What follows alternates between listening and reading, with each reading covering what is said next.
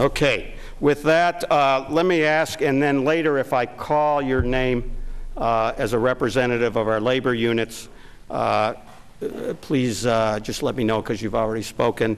I know for sure that a couple of the units, I believe representatives are here. Let me start with Mark Spencer for PLEA, our Phoenix Police.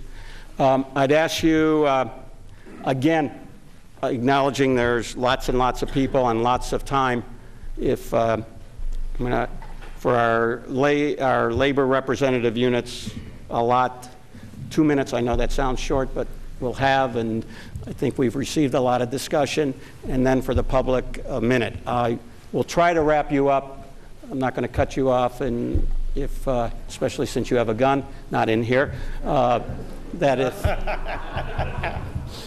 not accordance with law, right?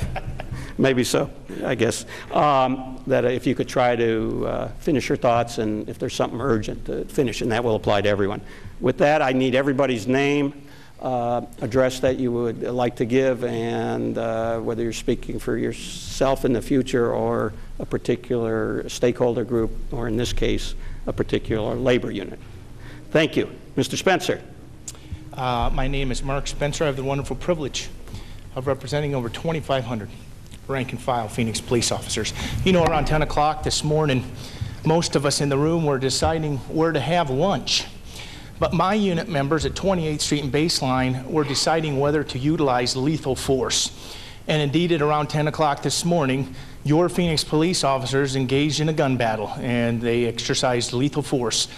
Subject that was armed and was clearly a threat to the community, and cops indeed resulted in a police shooting. That's how their morning started. Cuts to police and fire are inconsistent. They're inconsistent with common sense. They're inconsistent with the citizens' priorities. They're inconsistent with the council commitments. Police and fire have demonstrated to their community through their lives and the risk they take.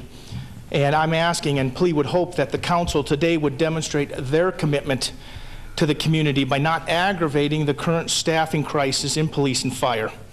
Along with public accountability, reasonable, aggressive, sufficient, and limited funding for public safety is called for.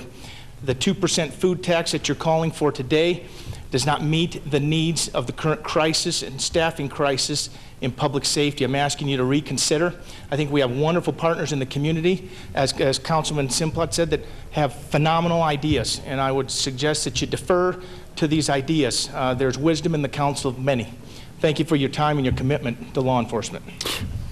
Thank you. Mr. Spencer, if you could, we have the opportunity, if we so choose. Again, is it my understanding, based on at least one or more conversations that you've had, that you support or would want for public safety, or I don't know whom, a larger food tax increase, or you're opposing? I know, but I get to make the rules. You know, I don't have a gun, but I get to write the rules right now.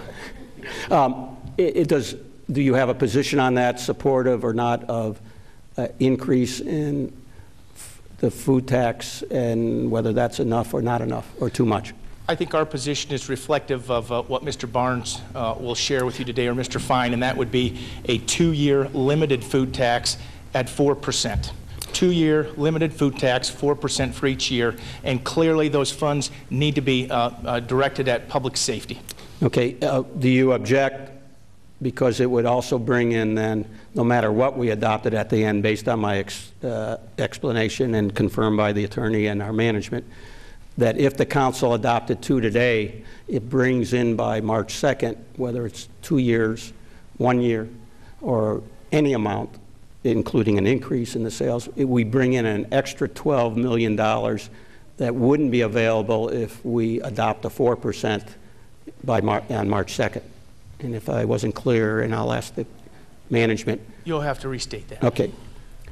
If the council was to pass a 2% today, and by the end of the process didn't repeal that action, which would be March 2nd, then that 2%, if that was all we did, would bring in an extra $12.5 million to the city that could be used for all police or all public safety, not to lay off people, or however the council ultimately decides. If we were to adopt 4%, as suggested in your comments on March 2nd, we could adopt before 2%, like I said, we adopt 2 today, adopt additional 2 if that was the wisdom of the council, and we would have 4% revenue, but by adopting the 2 today, we have 4% plus $12.5 million more than the 4%. In other words, adopting today, starting today, we implement this, whatever the food tax would be if it passes, 60 days earlier, which brings in $6,250,000 more a month for every month we start something, and $1 million, whatever that is, a week. I thought we got to 12 million. 3 months. Oh, 3, I'm sorry. So it's 4.2 million a month or $1 million a week. I guess what, Mr. Mayor and Council, what I would ask the Council to consider is wisdom in the phrase, too little, too late. I think what we saw in a war we just recently engaged in, there was a policy or philosophy that says surge. It was a surge. They had a crisis, and when you surge, you alleviate the crisis. Right. It's short term, it's limited, it cost people, and it's uncomfortable, but it brought stability to an unstable environment. I think this surge through this revenue that's limited, and I think what I hope I probably understressed, and I need to overstate it, it needs to have community oversight and audit. Because I think one of the council people made the statement, and I think it was you, councilperson, where'd all this money go for the last initiative? I mean, we were told 500 officers, we got 450. So I think that surge philosophy in a crisis situation is appropriate. Okay. I think it makes sense. Let's stay focused on that, because we've heard from a lot of your members. I think everyone that's been on the council for the since I've been mayor, at least consistently, as you know, has voted and fought to increase police and fire. I don't think you would disagree with that. From creative solutions to initiatives, and your organization has helped lead the charge with fire to help fund and convince the citizens.